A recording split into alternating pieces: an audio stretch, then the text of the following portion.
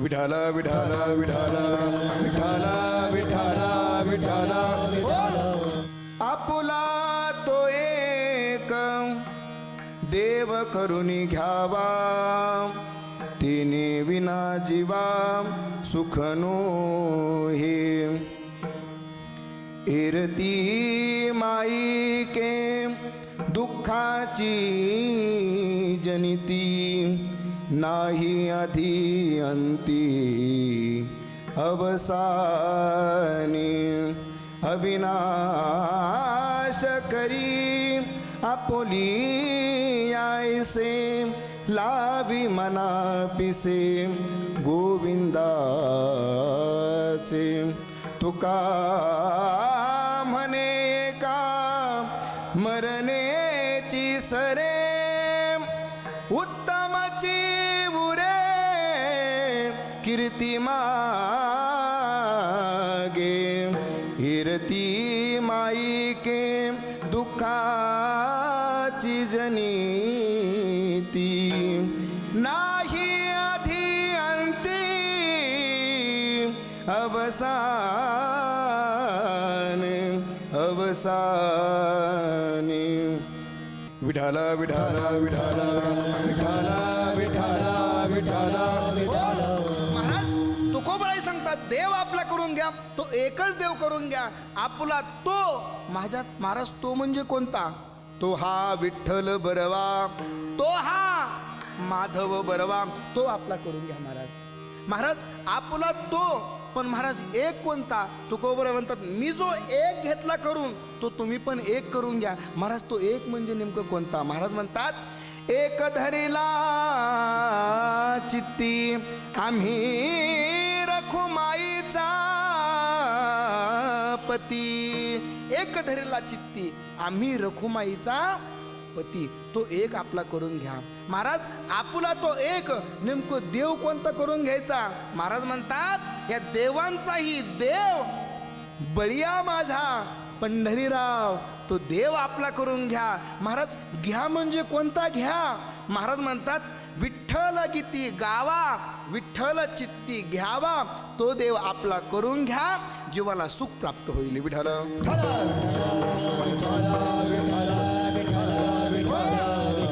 माणसाने एकच देव आपला करून घेतला पाहिजे. महाराज काही लोक आम्हाला विचारतात महाराज तुम्ही देवदेव करता, तुम्हाला देव भेटला का, देव कळला का?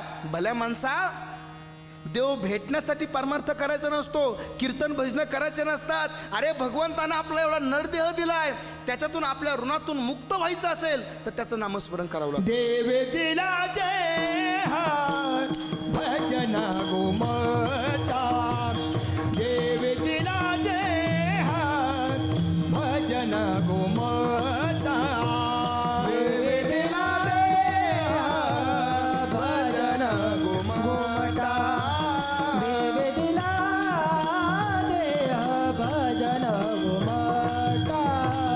तो या झाला फाटा बाझकेता, तो या झाला फाटा बाझकेता, देव दिला देहा भजन गोमटा, देव दिला देहा भजन गोमटा, देव दिला देहा भजन गोमटा, देव दिला देह भजन गोमटा.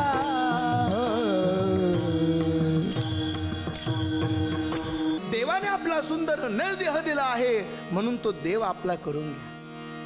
पहा देवाने आपला हात दिले इंद्रिय हात पाय कान डोळे मुख बोलाया वचन, जेने तू जोडशी नारायण.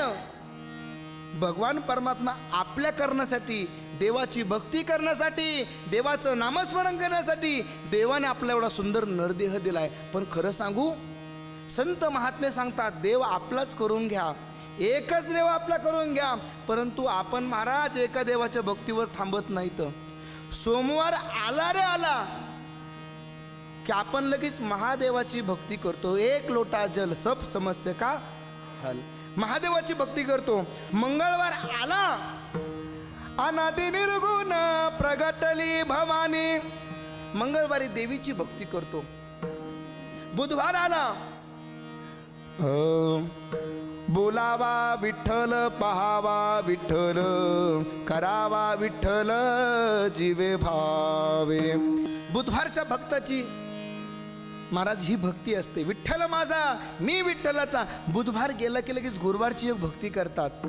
निघालो घेऊन दत्ताची पालखी, आम्ही भाग्यवान आनंदे निधान, हळूच झुलते दत्ताची पालखी.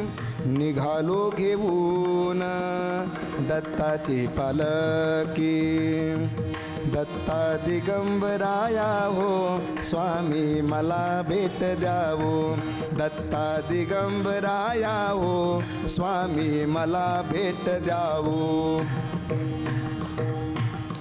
महाराज दत्ताचे भक्त. गुरुवार आपण दत्ताची भक्ती करतो. गुरुवार गेला की शुक्रवारची एक भक्ती असते, शनिवारची भक्ती असते. शनिवारची भक्ती कोणाची करतो आपण?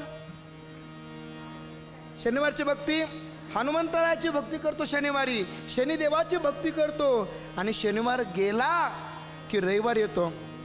अहम वाग्या सोहम वाग्या प्रेम न घडावारी, सावध होऊनी भजनी लागा देव करा कैवारी. मल्हारीची वारी माझ्या मल्हारीची वारी, मल्हारीची वारी माझ्या मल्हारीची वारी. मल्हारीची वारी माझ्या मल्हारीची वारी, मल्हारीची वारी माझ्या मल्हारीची वारी. रविवारी आपण एका देवाची भक्ती करतो. सोमवारी एका भक्ताची देवाची भक्ती करतो. मंगळवारी करतो. माझं एक म्हणणं आहे, कोणत्याही एकाच देवाची भक्ती केली तर आपला सुख प्राप्त होईल. 8 दिवस जर 8 देवाची भक्ती केली तर महाराज कुठला देव आपला वाचवायला येणार? कुठला देव आपला सुख देणार? मला सांगायचं तात्पर्य एक आहे, याच्यातून कधीही भक्ती करताना एकच भक्ती करा. तुकोबराय सांगतात आपुला तो एक देव करून घ्यावा. विठ्ठल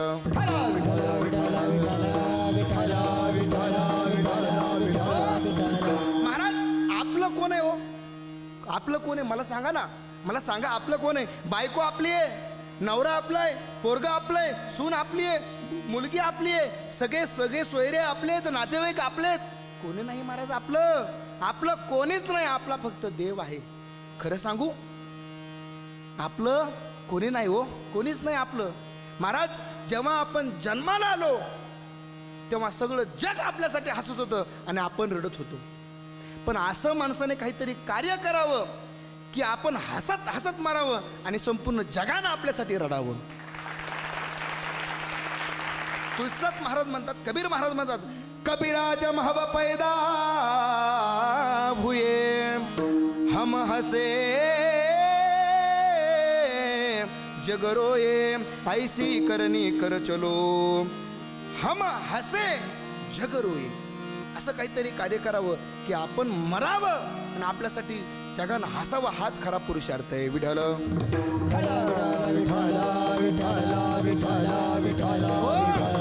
आपण बायकोला म्हणतो बायको आपली आहे.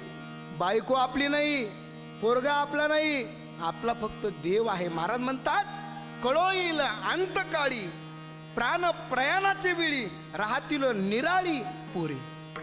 हे वेगळे राहतील. कळविल अंतकाळी शेवटच्या कळेन तुला. तुका म्हणे तुला सोडविना कोणी, एका चक्र पाणी वाचून या. देवाशिवाय आपलं कोणीच नाही हो. फक्त आपला असेल तो देव आहे, पण आपल्याला नको त्याला आपलं म्हणतोय म्हणून दुःख भोगावं लागलंय. विठ्ठल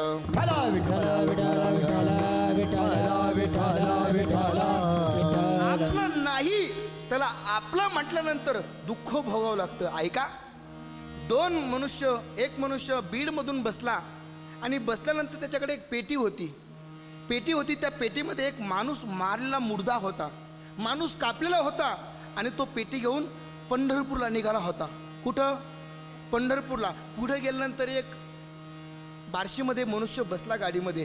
तो बसल्यानंतर ज्यांनी मुर्दा आणला त्या पेटीमध्ये तो कुर्डवाडीमध्ये उतरला. कुठं?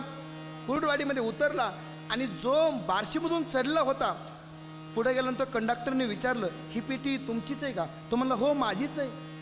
काय म्हटलं तो? माझीच आहे. तर ठीक आहे म्हटला. तो काय मनुष्य आला नाही, त्याला वाटलं पेटीमध्ये काहीतरी गबाळ असेल. तो माझं आहे म्हणला, आपलंही म्हटला. असं म्हटल्याबरोबर त्या कंडक्टरने विचारलं, पेटी खोला. पेटी खोली तर त्याच्यामध्ये मुर्दा होता, माणूस मेलेला होता. मला सांगा, त्याला दुःख का भोगावं लागलं हो? तो फक्त म्हणला, हे माझं आहे. महाराज म्हणतात, मुक्त होता परी बळे झाला बद्ध, घेऊन या छंद माझे माझे. हे आपलं आपलं आपलं आपलं माझं माझं म्हणतोय, म्हणून दुःख भोगावं लागतंय. विठाल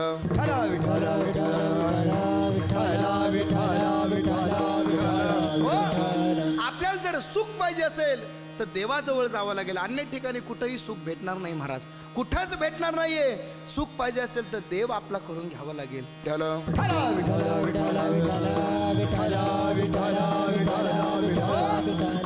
एक आजी अशा कीर्तनामध्ये बसल्या महाराज, आणि माती उकरायला लागल्या. आता आमच्याकडे खेडेगावाने कीर्तन होतात अतुल सर. तर त्या आजी माती उकरायला, मी त्या आजीला विचारलं, कावा आजी तुम्ही कीर्तनामध्ये, कीर्तन झाल्यानंतर विचारलं, कावा आजी तुम्ही त्या कीर्तनामध्ये माती उकरत होतात, का उकरत होतात? ती म्हणली, महाराज खरं सांगू का? मला आजी खरं सांगा. अहो महाराज, माझी नथ हरली. सापडी ती कुठं? कीर्तनात. म्हणलं आजी मग नथ हरली कुठं हरली? ते म्हणलं घरी हरली. म्हणलं सापडी तर इथं का? म्हणलं महाराज इथं उजाड आहे म्हणून सापडी ते. काय म्हणल्या त्या? महाराज उजाड आहे म्हणून सापडी ते. मला सांगा, जी वस्तू जिथं हरली आहे तिथं शोधली पाहिजे, नको तिथं शोधून काय मिळणार आहे का? तसं सुख नको तिथं शोधतोय म्हणून दुःख भोगावं लागतंय. जर सुख पाहिजे असेल तर देव आपला करून घ्या महाराज, त्याच्याशिवाय जीवाला सुख नाहीये. अन्य ठिकाणी महाराज जे माईक पदार्थ आहेत हे दुःखाला कारणीभूत आहेत, हे तुकोबरायांनी दुसऱ्या चरणात सांगितलं. रती माई के दुःखाची जाणी, रती माई के दुःखाची जाणीती. रती माई के दुःखाची जनिती. रती माई के दुःखाची जनिती. नाही आदी अंती अवसानी, नाही आदी अंती अवसानी. हो रती माई के दुःखाची जाणीती. रती माई के दुःखाची जाणीती. नाही आधी अंतिम अवसाने, नाही आधी अंतिम अवसाने. रती माई के दुःखाची जनिती. रती माई के दुःखाची जनिती.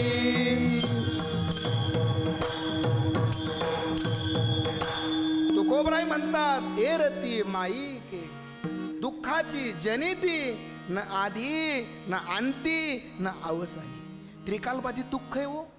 जे जे माईक आहे, नित्य नसल्या पदार्थामध्ये दुःखाची जनिती आहे. ऐका, जे जे आणिक आहे ते ते माईक आहे, जे जे आणिक आहे ते ते माईक आहे, आणि जे माईक आहे ते दुःखदायक आहे. ए रती माईक आहे. विठाल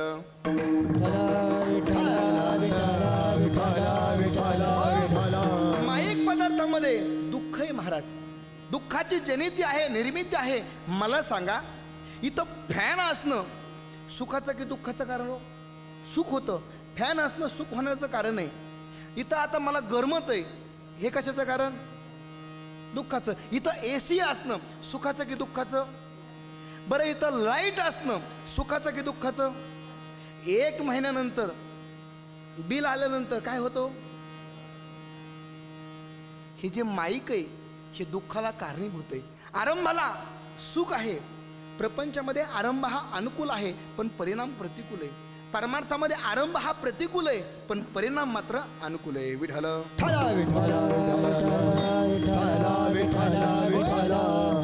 मग हा जीव महाराज या माईक पदार्थामध्ये, नित्य नसलेल्या पदार्थामध्ये सुख शोधण्याचा प्रयत्न करतोय. म्हणून हा जीव दुःखी आहे. ऐका, जीव दुःखी का आहे? तत्वज्ञान सांगतं, जीव हा पंचक्लेशाने युक्त आहे. अविद्या, अस्मिता, राग, द्वेष आणि अभिनवेश या पंचक्लेशाने जीव युक्त आहे म्हणून जीव दुःखी आहे. अविद्या म्हणजे काय? अस्मिता म्हणजे काय? राग म्हणजे काय? द्वेष म्हणजे काय? अभिनवेश म्हणजे काय? या पाचही पंचक्लेशामुळे जीव दुःखी आहे. खरं सांगू, जीव हा मायेच्या अधीन गेलेला आहे म्हणून जीव दुःखी आहे. जीव हा कल्पनेमध्ये अडकलेला आहे म्हणून जीव दुःखी आहे. जीव हा कामनेने युक्त आहे म्हणून जीव दुःखी आहे. कल्पनेमध्ये अडकलेला आहे, कामनेने युक्त आहे. कामना म्हणजे काय? कल्पना म्हणजे काय? अविद्या म्हणजे काय? कामना म्हणजे विषय सुखाची अपेक्षा आणि प्रापंचिक वस्तूची इच्छा. त्यानं कामना या इच्छेमध्ये, या विषय सुखामध्ये जीव अडकलेला आहे. नको तिथं सुख शोधण्याचा प्रयत्न करतोय. माईक पदार्थामध्ये अडकलेला आहे. गाडी बंगला असणं सुखाचं कारण नाहीये. महाराज मला सांगा, एखादा खूप मोठा बंगला आहे, सुख होतं का? नाही. काय झालं? माझं कीर्तन होतं कोल्हापूरला. मी कीर्तनला गेलो. कीर्तनला गेल्यानंतर एका खूप मोठ्या शेठजीनं माझं कीर्तन घेतलं होतं. गावचा पाटील होता महाराज तो. कीर्तन घेतलं आणि कीर्तन सुरू झालं माझं. महाराज अतिशय गोड गायक होते. साऊंड सिस्टीम चांगली होती. तबला पखवाज कीर्तनला होता. हार्मोनियम होती आणि अतिशय कीर्तन सुरू झालं. आज मंत्रमुग्ध झाला तो बिचारा आणि असा खांबाला टेकून बसला होता. तसाच बसल्या बसल्या झोप लागली त्याला. कीर्तनात बसल्या बसल्या झोप लागली. कीर्तनात बसल्यावर माणसाला झोपा लागतात आणि विचारलं का महाराज का झोपले, तर ते म्हणतात महाराज तुमच्याच नामदेवरायांनी सांगितलंय, तुम्ही तो अभंग वाचला नाही का? कीर्तनी बैसता निद्रे नागविले, मन माझे गुंतले, विषय सुखा विषय सुखा. अमृतापेक्षा गोड भगवंता तुझं नाम आहे. त्या महाराज त्या नामामध्ये आम्ही झोपी जातो. कीर्तनात बसल्यानंतर झोप लागते. आता म्हटलं यानंच कीर्तन घेतलंय, याला कशाला डोकं लावायचं? आता यांना काही बोलावा तर पुन्हा कीर्तन झाल्यावर हा काय असतं हो? मी त्यांना काहीच बोललो नाही. कीर्तन झालं तो माणूस पुन्हा माझ्या जवळ आला. महाराज त्याने दर्शन घेतलं. काय महाराज तुमचं कीर्तन, काय तुमचे स्वर, काय महाराज ते गायक होते, काय ते वादक होते, काय ते पेटी वादक होते, महाराज काय कीर्तन चाललं तुमचं. मी म्हटलं माझं कीर्तन चालू होतं का तुमचं कीर्तन चालू होतं? काय म्हणले तुमचे स्वर? म्हणलं आमचं स्वरात होतं, तुमचं जोरात होतं. महाराज तो म्हणला ऐकावं महाराज, ऐकावं महाराज, ऐका महाराज. मी काय सांगतो ऐका महाराज. मी म्हटलं काय? तो माणूस रडायला लागला.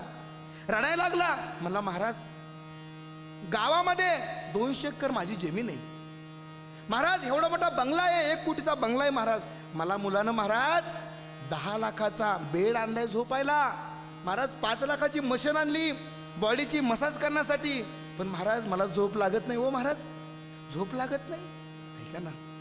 तो म्हणला महाराज मला झोप लागत नाही. रडायला लागला तो महाराज. मी विचार बाबा रडताय का? महाराज ऐका ना, मला रोज 4 गोळ्या खावा लागतात तरी पण झोप लागत नाहीये. बॉडीची मसाज करावी लागती तरी पण झोप लागत नाही महाराज. पण कीर्तनात बसलो महाराज, मला न गोळ्या खाता न मसाज करता मला झोप लागली.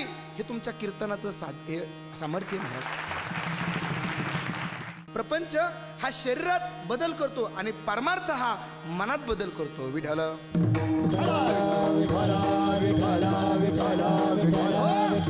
महाराज खरं पाहिलं तर परमार्थामध्ये खरं सुख आहे. भगवंताच्या नामचिंतनामध्ये सुख आहे. या माईक पदार्थामध्ये दुःखाची जनिती निर्मिती आहे. मग महाराज तुकोबाराय म्हणायला लागले एका माणसाला, का रे भल्या माणसा, तू म्हणतो ना हे दुःख आहे, इथं सगळं दुःख आहे, त्रास आहे. खरं पाहिलं तुला जर सुख पाहिजे असेल तर तो अविनाशी परमात्मा तो आपला करून घे. त्याचं मनाला वेड लाव. ते वेड लावलं तर तुला सुद्धा तो अविनाशी स्वरूपाला प्राप्त करून देईन. अभंगाचं 3रं चरण. अविनाश करी आपुली आईसे, अविनाश करी आपुली आईसे, अविनाश करी आपोलिया ऐसे, अविनाश करी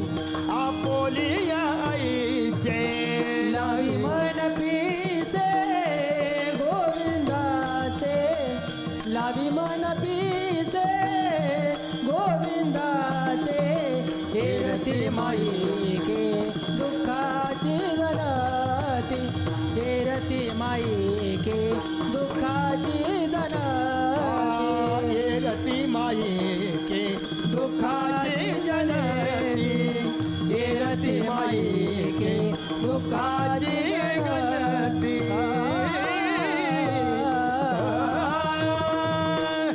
अविनाश करी आपुलिया ऐसे लावी मना पिसे गोविंदाचे. पिसं झालं पाहिजे, वेळ लावलं पाहिजे त्या भगवंताचं, त्या गोविंदाचं. तुकोबराय म्हणतात, मी त्या भगवंताचं एवढं नामस्मरण केलं, एवढं नामस्मरण केलं, तर माझी वाचा सुद्धा विठ्ठल विठ्ठल म्हणत होती. अनावर झाली, अनावर झाली. महाराज म्हणतात, माझी मज झाली अनावर वाचा, छंद या नामाचा घेतला असे. आपल्याला जर अविनाशी स्वरूपाला प्राप्त व्हायचं असेल तर महाराज अखंड भगवंताचं नामस्मरण करावं लागेल. तो परमात्मा आपला करावा लागेल, त्याचं मनाला वेळ लावावा लागेल, तेव्हा तो आपला अविनाशी स्वरूपाला प्राप्त करून घेऊ शकतो. ऐका ना, एक मनुष्य गुरुजींकडे आला आणि गुरुजीला म्हणला, गुरुजी माझं बरं होईल, माझं चांगलं होईल असं काहीतरी सांगा.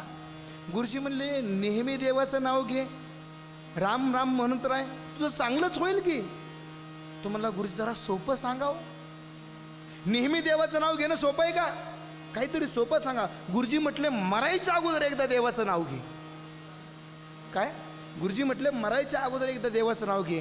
हां, सोपं असावं तर असं असावं, मरायच्या अगोदर एकदा देवाचं नाव घेतलं की कल्याणच आहे. तो एक 4-5 किलोमीटर आश्रमाच्या बाहेर गेला आणि 5 किलोमीटर गेल्यानंतर त्याच्या लक्षात आलं, गुरुजींनी मरायच्या अगोदर एकदा देवाचं नाव घ्यायचं सांगितलंय, पण भल्या माझं गुरुजींनी माझं मरणच कधी आहे हे मला सांगितलं नाही. हे महाराज लोक कीर्तन अर्धच सांगतात, अर्ध कीर्तन पुढच्या वर्षी तारखा भेटावं म्हणून मागं ठेवतात. विठाला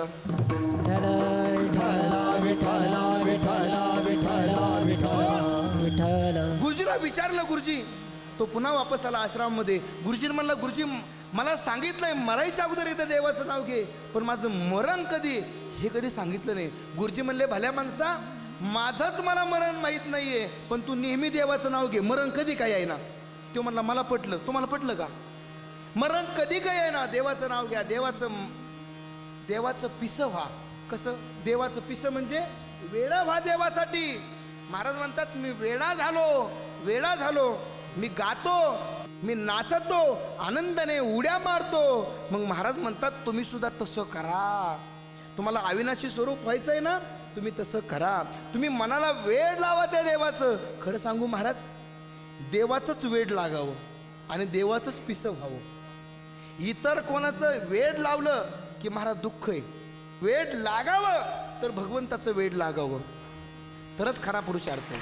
विठाला विठाला विठाला विठाला विठाला विठाला विठाला विठाला. हो, महाराज म्हणतात, आम्ही एवढे वेडे झालो, एवढे दंगलो त्याच्या भजनामध्ये.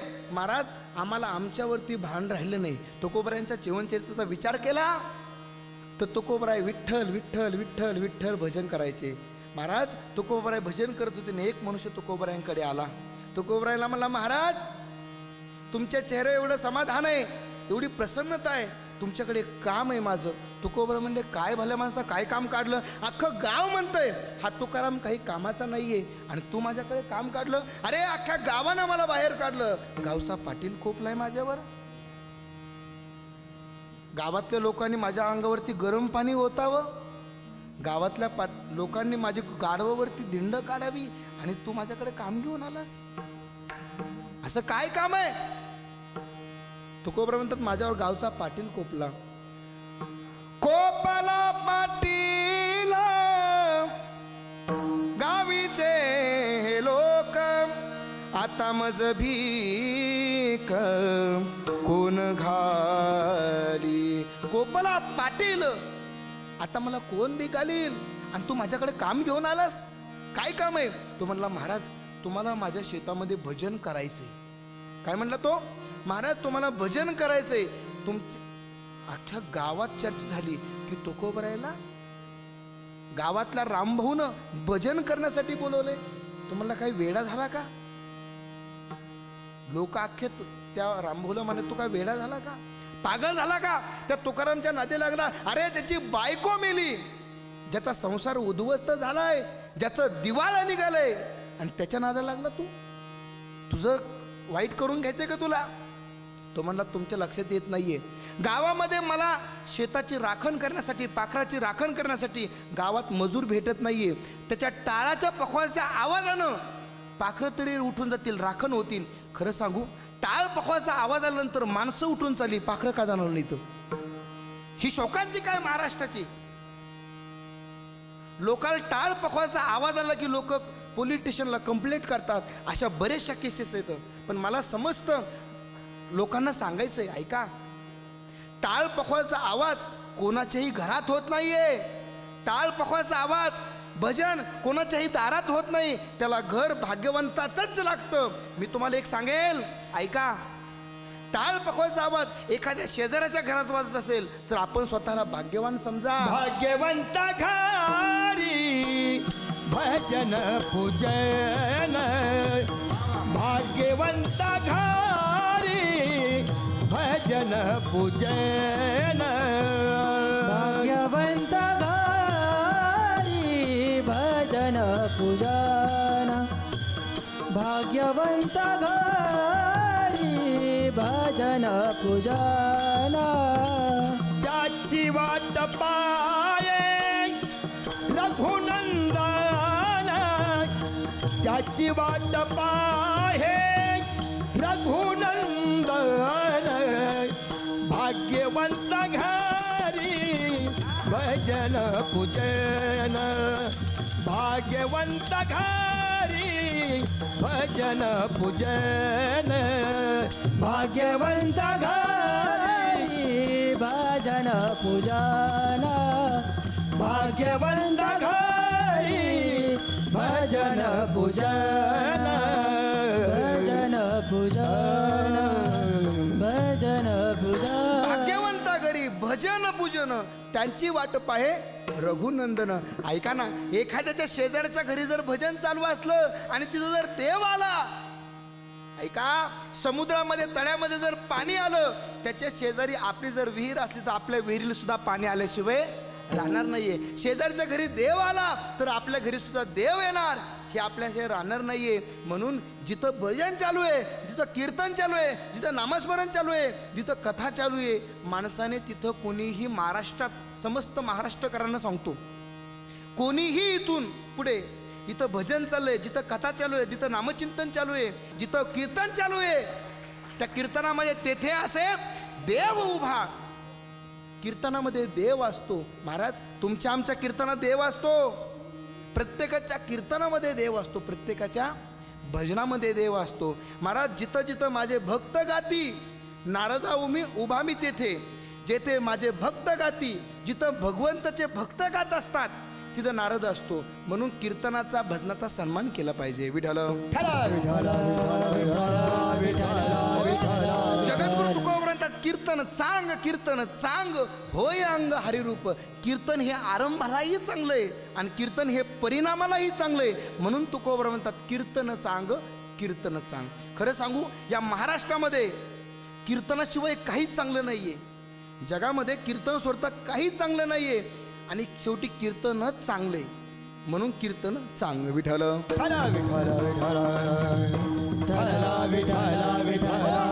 महाराज म्हणतात, तो मनुष्य म्हटला, महाराज टाळ पखवाचा आवाज तुम्हाला करायचा आहे, भजन करायचं आहे, चला माझ्या शेतात.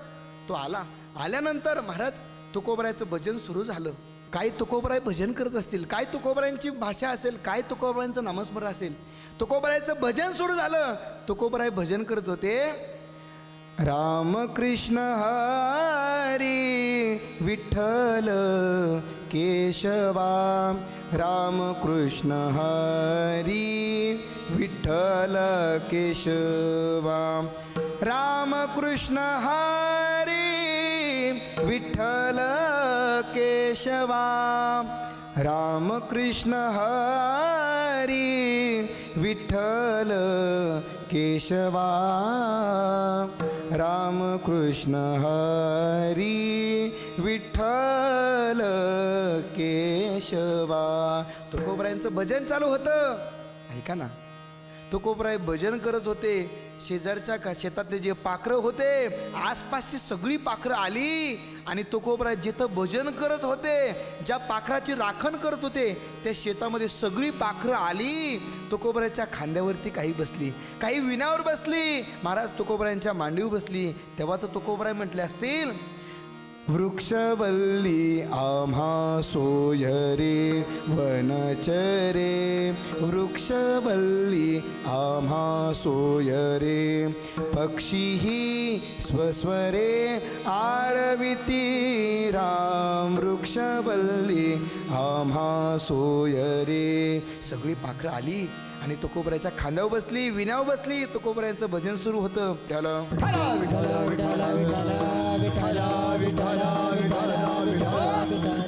ज्या मनुष्यानं तुकोबराला भजन करण्यासाठी आणलं होतं, तो आला आणि तो बघायला लागला. त्याला वाटलं की पाखरं उठून गेली असतील सगळी, पण त्या टाळ पकवायच्या आवाजामध्ये ती पाखरं सगळी गोळा झाली. ऐका ना, भजन काय तुमचं आमचं नव्हतं. जगद्गुरु श्रीमंत श्री जगद्गुरु तुकोबरायाचं भजन होतं महाराज. ते तुकोबराय काय सर्वसामान्य नव्हते. अनु रेणू या थोकळा तुका आकाशा एवढा, त्या जगद्गुरु तुकोबरायांचं भजन चालू होतं. ते पाहिलं त्या मनुष्यानं दृश्य. तो आला महाराजांच्या चरणावरती नतमस्तक झाला. महाराज, तुमच्या चेहऱ्यावर एवढं समाधान आहे, एवढी प्रसन्नता आहे, एवढी सगळी महाराज पशुसुद्धा तुमच्याकडं आलेत आणि तुमचं भजन ऐकतायत, नामस्मरण ऐकतायत. एवढं तुम्ही काय केलं? तुकोबराय म्हणतात, भल्या माणसा, मी एकच केलं. तो देव आपला करून घेतला, त्याचं मनाला वेड लावलं आणि त्याचं मनापासून भजन केलं, त्याला आपलं केलं. अविनाश करी आपुली आईसे लावी मना पिसे, त्याचं वेड मनाला लावलं. म्हणून महाराज म्हणतात, ही सगळी पशु माझ्या ठिकाणी कुठलाही भेद राहिला नाही, भेदरहित माझं जीवन झालं. मग महाराज, मी जर तसं केलं तर तुकोबराय सांगायला लागली, तुला जर या स्थितीला प्राप्त व्हायचं असेल तर तू एकच कर. विठ्ठल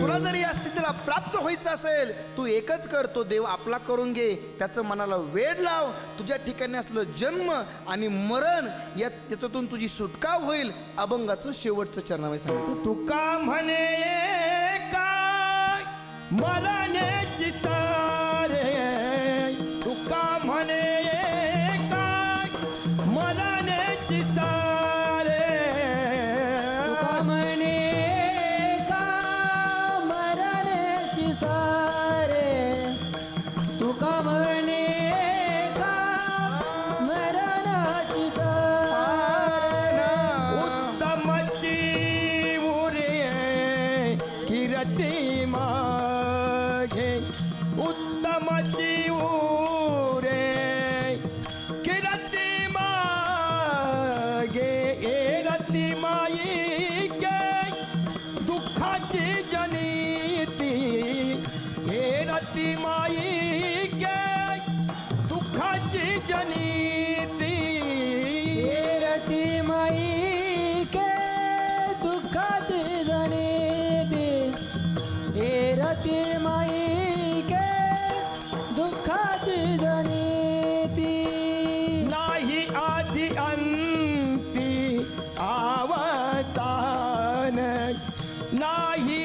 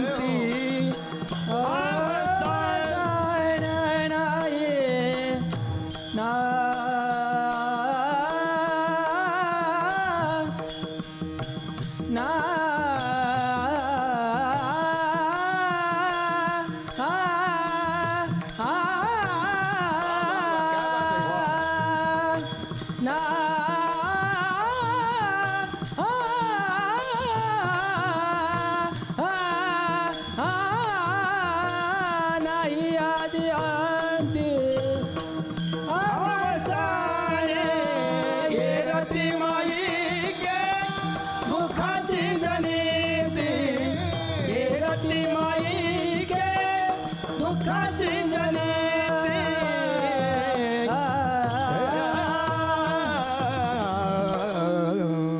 तुका म्हणे एका मरणेची सरे उत्तमची उरे कीर्ती मागे.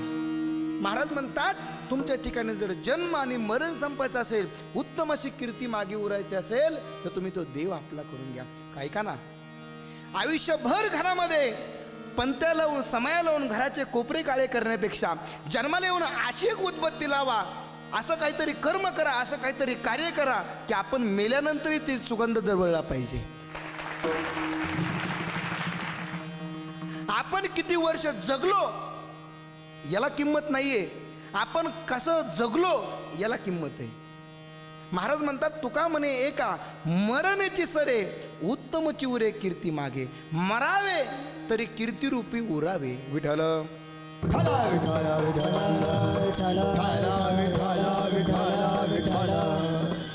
अतिशय सुंदर असं ज्यांनी नियोजन केलं, आदरणीय डॉक्टर सुधा प्रकाश कांकरिया यांच्या सन्मानार्थ हा सोहळा होत आहे. खरंच खूप भाग्यवान आहेत त्या, कारण की त्यांचं कार्य खूप मोठं आहे. त्या विवाह सोहळ्यामध्ये जातात आणि सप्तपदी झाल्यानंतर 8व्या फेरीला त्या नवरी आणि नवरदेव यांना दोघांनाही शपथ घ्यायची सांगतात की तुम्हाला मुलगा जरी झाला आणि मुलगी जरी झाली तर तुम्ही त्या मुलीला समान न्याय द्या, असं त्यांचं कीर्ती आहे, असं त्यांचं कार्य आहे. आणि मी खरं सांगेल, जी माणसं असं काहीतरी कार्य करतात त्यांचीच कीर्ती मागे उरते. महाराज म्हणतात तुका म्हणे एका मरणेची सरे उत्तम चिवरे कीर्ती मागे. असं काहीतरी कार्य करावं की आपली काहीतरी कीर्ती मागे उरते. असंच मी खरं सांगेल, सुधाताईने असं खूप मोठं कार्य आहे त्यांचं. त्यांच्या कार्याला माझा सलाम, त्यांच्या कार्याला सन्मान आहे माझा. खरं सांगू, आज जे झी टॉकीजने आयोजन केलं गजर कीर्तनाचा सोहळा आनंदाचा, झी टॉकीज चॅनल म्हणजे प्रत्येकाच्या घराघरात नाही तर प्रत्येकाच्या हृदयामध्ये पोहोचलेलं आहे. आणि या अशा सुंदर झी टॉकीज वाहिनीवरती मला कीर्तन करण्याचं सद्भाग्य प्राप्त झालं. मी खरंच झी टॉकीज टीमचे सर्वांचे आभार मानेल. आणि विशेष म्हणजे गौतमजी सेठ खटोड यांच्याकडून मला इथं सन्मानित करण्यात आलं, इथं मला बोलवण्यात आलं. त्यांच्यामुळे मला हा सेवेचा योग आला. त्यांना पण खूप खूप धन्यवाद. विठोबा रखुमाई, जय जय विठोबा रखुमाई, विठोबा रखुमाई, विठोबा रखुमाई, विठोबा रखुमाई, विठोबा रखुमाई, विठोबा रखुमाई, विठोबा रखुमाई, विठोबा रखुमाई, विठोबा रखुमाई, विठोबा रखुमाई, विठोबा रखुमाई, विठोबा रखुमाई, विठोबा रखुमाई, विठोबा रखुमाई.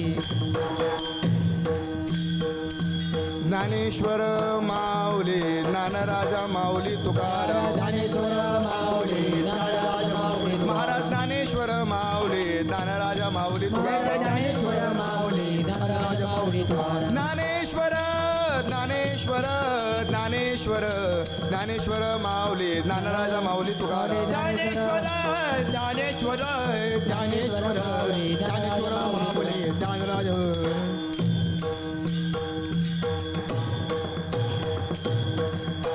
झालेली सेवा अखिल कोटी ब्रह्मांड नायक रुक्मिणी प्राणसंजीवन भगवान श्री पांडुरंग परमात्म्याच्या सकल संत ज्ञानेश्वर महाराज तुकोबराय मी ज्या परंपरेमध्ये माझं अध्ययन चालू आहे, श्री संत मानकोजी महाराज माझे सद्गुरू, नगद नारायण महाराज व संत वामनभाऊ महाराज भगवान बाबाच्या चरणावरती सेवा समर्पित करतो आणि सेवेला इथंच पूर्ण विराम. विठ्ठल जय जय विठ्ठल, जय विठ्ठल जय जय विठ्ठल, हा विठ्ठल जय जय विठ्ठल, जय विठ्ठल जय जय विठ्ठल, जय विठ्ठल जय जय. हा बोलिलेले कोरे वेडे वाकुडे उत्तरे, करा क्षमा पराज महाराज तुम्ही सुद्धा, नाही विचारिला अधिकार व्यापुला.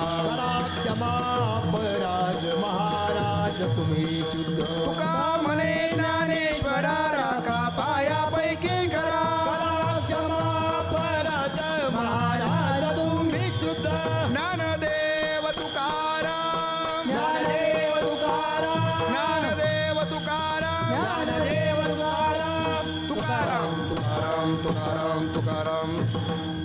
माऊली कवरधारी विठ्ठल श्री ज्ञानदेव पंढरीनाथ भगवान माऊली ज्ञानेश्वर महाराज जगद्गुरु तुकाराम महाराज छत्रपती शिवाजी महाराज की आयुष्य सर्वांग सुंदर करणारा तो असतो भक्ती मार्ग. भक्ती ही जीवनातली खरीखुरी शक्ती आहे. आपण भक्तीच्या मार्गावरून पुढे जातच असतो. आजचा भाग देखील फार सुंदर झालेला आहे. आजच्या भागातले विचार मनात जपत आता मात्र एक अभिप्राय वाचते. हा अभिप्राय कळवलाय करण बोडकर यांनी. ते लिहितात, प्रथम झी टॉकीजचे आभार. आम्ही गजर कीर्तनाचा सोहळा आनंदाचा आणि मनमंदिरा हे कार्यक्रम न चुकता दररोज पाहतो. हा उपक्रम खूपच चांगला आहे. त्यामुळे लहान मुलांवरती चांगले संस्कार होतात. तरुणांना देखील कथा कीर्तनांची गोडी निर्माण होते. तसंच नामांकित कीर्तनकारांची कीर्तन कथा ऐकून ज्ञानातही भर पडते. हे दोन्ही कार्यक्रम असेच सुरू राहावेत ही ईश्वराचरणी प्रार्थना. करण बोडकर. करणजी, या अभिप्रायाबद्दल तुमचे खूप खूप आभार. कार्यक्रम असाच बघत राहा. कार्यक्रमावरती असंच भरभरून प्रेम करत राहा. तुम्हालाही अभिप्राय किंवा प्रतिक्रिया कळवायच्या असतील तर ईमेल ॲड्रेस आहे ztalkies@zee.com. तुमच्या उत्तम अशा प्रतिसादाची नेहमीच आतुरतेनं वाट पाहतो. आणि आता गजर कीर्तनाचा सोहळा आनंदाचा या आपल्या आवडत्या कार्यक्रमात या भागात इथेच थांबते. पुन्हा भेटूया उद्या सकाळी ठीक 7:30 वाजता. तोपर्यंत जय जय रामकृष्ण हरी.